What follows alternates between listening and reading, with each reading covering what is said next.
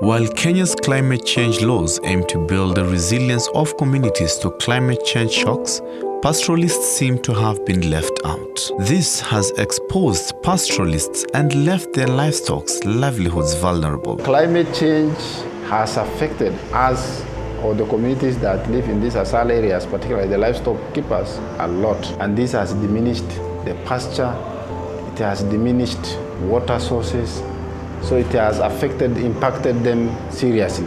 What we were lacking was law in place for Marsabit County to have things done different, even in the challenge that there is climate change, that adaptation can be done, mitigation can be done, and that would help community to have resilience to move on with its livelihood. Most of the pastoralist community could not know how much was spent in livestock sector.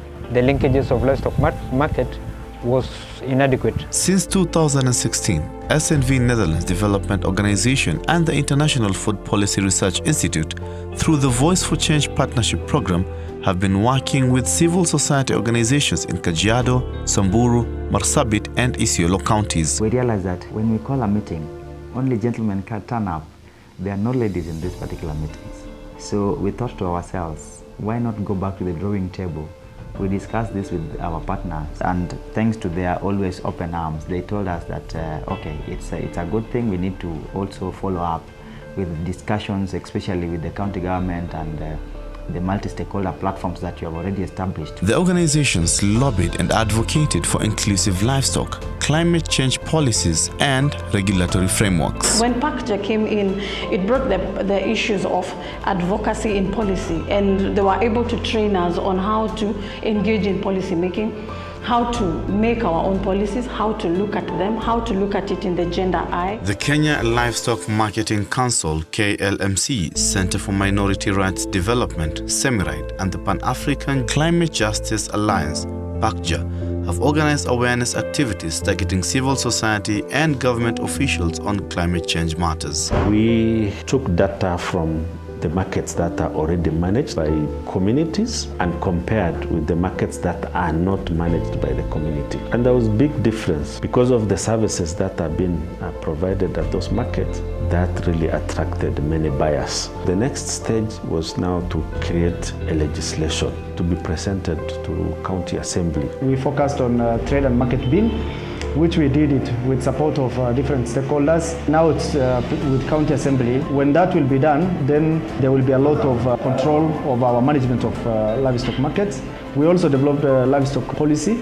This has also gotten approvals from the cabinet. The willingness of the political and policy makers arm to be able to embrace issues on climate governance. Climate change is now not a strange thing at the county government. The inclusion of civil society organizations in policy-making processes and pastoralists' participation in technical working groups is on the rise. So we look the project in a holistic way towards mainstreaming the issues of the climate change adaptation and looking at how can we build the community resilience so that at the end of the day, they can withstand the shocks that will come up with the climate change issues within the county. The linkage that we have now had from the county level to the national level, of course the civil society organizations, from the grassroots level, the pastoral civil society organization, that most of the time people were not really giving a lot of airtime.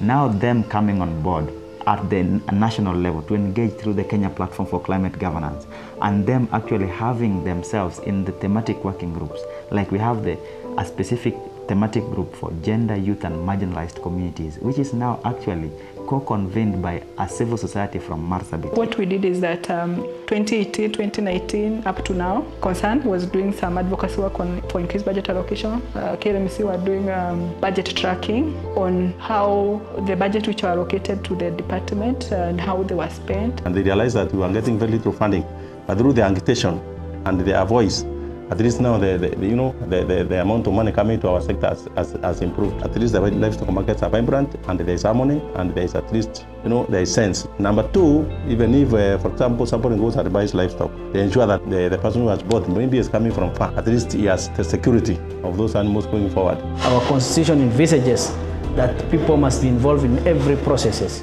and therefore in public participation because of the capacity gap we had. Something that was coming from our wards or our stakeholders has been very minimal in terms of inputs to the budget making process for livestock and agriculture. The capacity of the county assembly has also been strengthened to understand that livestock is the backbone and that we can only revive the economy of this county through injecting good resources to a livestock sector, and that we have seen it happening progressively. In terms of technical sustainability for the organization, it's really being achieved. I mean, the fact that government policymakers are realizing that you have voices that have previously been excluded, that they are strongly making an effort to start including in conversations is a really big plus. Civil society organizations will continue to work with communities, pastoralist leaders and key decision makers to ensure that climate change and livestock policies include the voices of pastoralists.